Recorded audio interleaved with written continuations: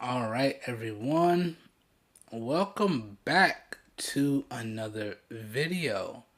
And in this evening's video, what I have for everyone is my new permanent desktop OS setup. And that's right, you could tell by the wallpaper. This is a combination of Linux Mint Cinnamon and Ubuntu 24.04 LTS.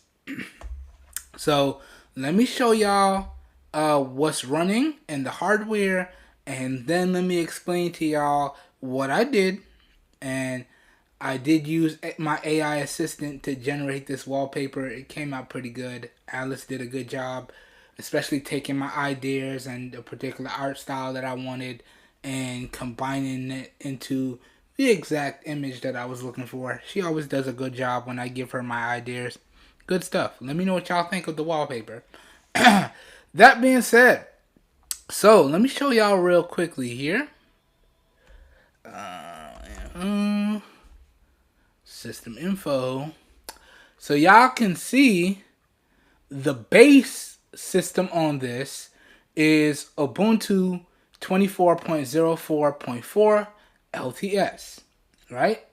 And y'all can see all of my hardware. So this is a AMD Radeon Ryzen 5, and I have 16 gigs of RAM and a 512 gigabyte hard drive.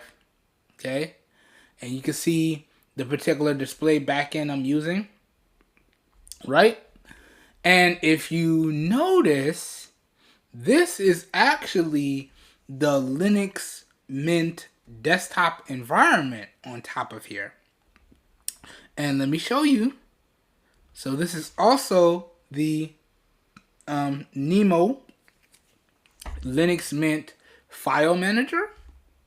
And if you look, this is also the Linux Mint terminal. And basically what I did was just take a core installation of Ubuntu, and I stripped out everything that I wasn't going to use, and then I put the Linux Mint Cinnamon desktop on top of it, and then I just used that interface to interface with everything. And the reason why I like this is because, to me, Ubuntu has the best set it and forget it settings in terms of security patches and core system updates, right? So, although I'm using a Linux Mint Cinnamon front end or desktop environment, you can see I still have access to the update settings. So you can see, and this is the Ubuntu update settings, right? So y'all can see how I have it set up here. And it does still register the third-party applications that I installed, and it still does update those as well. And then you can see how I configured the updates, and you can see this system is good till 2029. And as I said in my Ubuntu review, if you enable Pro, which is free for the first 5 machines, it goes up to 2034. But even further still, like I said, they come out with their new LTS release every 2 years, and they have a 5-year support window. So this is actually good for a 5-year window, and then I can always upgrade to the newer LTS release and keep going. And the beautiful thing about this is I set it, I tell it what to install, I tell it when, and it downloads and installs it. And I even have it notifying me if there's new long-term releases that come out, right? So like I said, Ubuntu, to me, is the best set it and forget it version of Linux. And even further still, because the system is built on top of Linux, you have a bunch of customization and a bunch of overall system control. Right? And that's the beautiful thing I like about this. Right? And you can see, even though this is not as space efficient as Fedora Silverblue, I still have a ton of free space. And the only thing that's being installed is the core components of the system. And then add to that, because you guys already know I'm not a big fan of the Snap Store, the Snap App Store that comes by default on Ubuntu. So I disabled it completely with a few terminal commands. And I installed the GNOME software store. And I enabled Flatpak support. So all of the applications that I installed are the Flatpak variants. And I have full control over everything I installed inside of this app store. Really, really nice. Okay? And then I can check for updates right from here. And it will tell me. Okay? And then I can go in and turn off and turn on things. I can add different software repositories. It's a beautiful thing. And this is a combination of my favorite two Linux distributions. Alright? So now I have the automation and set it and forget it back end of Ubuntu, but I also have the minimal, straightforward front end from Linux Mint Cinnamon. And to make it even better, if I ever do want to check for system updates automatically, I just come in here and I go to System Updater and I click it, and it automatically runs and checks and sees if there are available updates. Now, keep in mind, it's only going to install if there are security patches, right? So if there's not security patches or there's not core system component updates, it's not going to update. And you can see it does that real quickly, and then it tells me what it updated, or if it tells me if my system is up to date. And that's what I love. And then I can click this to go into the same settings that I showed you guys earlier. So it's absolutely beautiful. And y'all can see, I'm going to let y'all run through real quick. So if I go to menu, y'all can see just what I have installed on here. So I have Google Chrome, and then I have all of my web apps installed on the panel via Google Chrome Web Apps, right? Then if I go down, you can see I have a document viewer for PDFs and images. But for the most part, I use Google Docs, which I can access through via Google Chrome, right?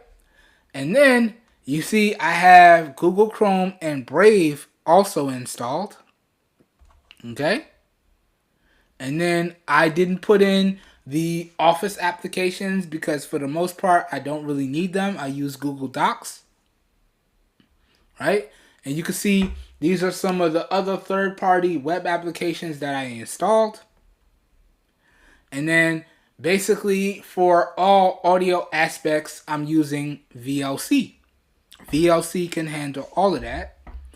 And then y'all already saw this. So we have the basic system stuff here. And this, guys and gals, is the clean, straightforward, and minimalistic setup that I like. Okay? And like I said from my other videos, everything that I need to get to on a daily basis is within 1 or 2 clicks. So whether I want to watch something on YouTube, pull that up real quickly and it loads up. Or same thing for Netflix, Hulu, Disney Plus, or I need to do something work related or YouTube channel related, could easily pull that up in Google Chrome and do what I need to do. And then when I'm done, close it, lock the system, and go on about my business. And y'all can see I even configured the shortcuts down here. So you can see I have it hardwired, so I turned off the Wi-Fi. And I'm actually using my other Bluetooth keyboard and mouse, the what is it? The LED version, which comes with a USB dongle that basically makes it hardwired over a wireless connection, and the keyboard and mouse still charge up via USB Type-C. This particular keyboard and mouse setup that I have is a little bit more reliable than using the other one that I like to use, because that USB dongle basically gives the wireless connection a hard line. Now, it's not as easy to switch between machines, so I still use the other Bluetooth keyboard and mouse that I have, because I like that, because it's really easy to switch between my desktop, my tablet, my phones, and really get things done while staying in one place within 1 or 2 clicks. So I still do use that, but when I'm primarily doing something on my desktop, this is what I like to use. My my LED Bluetooth wireless keyboard and mouse with the USB dongle. So really, really good. And honestly, y'all, I'm loving this setup. Okay?